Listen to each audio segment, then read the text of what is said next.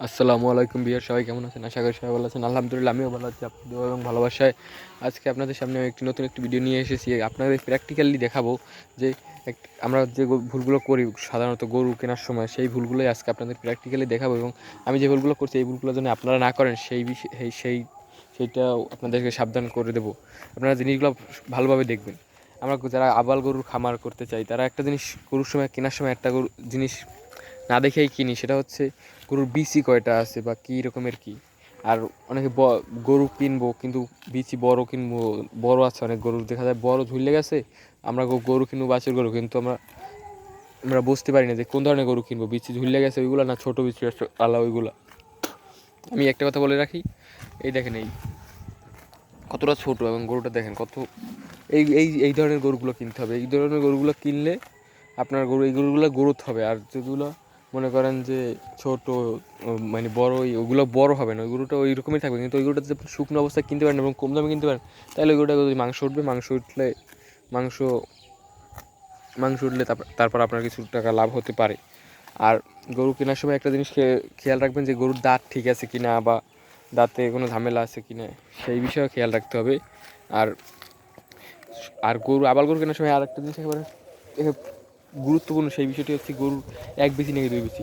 ভুলেও আমরা এক বেশি এলা গরু কিনবো না, দেখে কিনবো যে গরুর এক বেশি না দুই বেশি, সেটাও দেখে কিনতে হবে।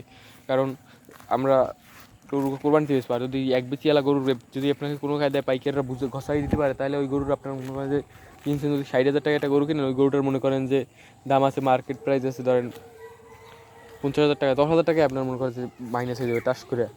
এই জন্য আমরা এই জিনিসটা একটু সবাই খেয়াল রেখে কিনবো, যাতে আমাদের এই জিনিসটা ভুল আর না হয়। আর আমি তো আপনাদেরকে বলছি, দেখেন এই কী সুন্দর একটা গরু, এই আমার এক ছোটো ভাই কিনছে, তার গরুটা দেখেন কতটা গ্রোথ।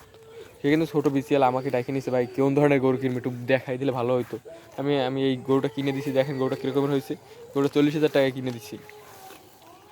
আশা করি আগামী কোরবানিতে 80+ হইব। ক্যামেরা যদিও বোঝা যাইতেছে না যে এটার সাইজটা কতটা, দূরে নিলে অবশ্যই বোঝা যাবে। সাইজটা দেখেন গরুটার কত গ্রোথ।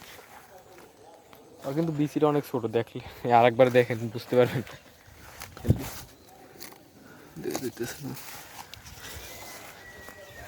দেখছেন কতটা ছোট। আমরা এগুলো খেয়াল রাখি, গরু কেনার চেষ্টা করবো যাতে আমাদের এই ভুলগুলো না হয়, সেই দিকে খেয়াল রাখতে অবশ্যই। আর আমরা যারা নতুন খামারি আছে তারা তো এগুলো বুঝি না, অনেকে আমাদের ভিডিও দেখে অনেকে কিনতে চাইবেন। অবশ্যই ভিডিওটা দেখে মনোযোগভাবে দিয়ে দেখলে আপনার অনেকটাই লাভ হবে আমি মনে করি। কেননা এই ভুলগুলো আমাদের প্রায় সময় হয়, আমারই হয়েছে নতুন অবস্থায়। এখন তো আমি পুরান, আমি এখন অনেক কিছু বুঝি না, যেগুলো আস্তে আস্তে শিখবো। আর এর মধ্যে ঢুকলে আপনার অনেক কিছু শিখতে পারবেন। এই খামার প্রজেক্টে ঢুকলে জায়গায় সবাই ঢুকতে পারে না, সবাই চাকরি বাকরি করে। আর যারা এই খামার প্রজেক্টে তারা, আমার মনে হয় না তারা আর চাকরি করবে জীবনে। এই প্রজেক্টে কতটা যে লাভ সেটা তো আপনাদের বলে বুঝতে পারবো না। যাই হোক, ভিডিওটা শেষ করছি। আসসালামু আলাইকুম, সবাই ভালো থাকবেন।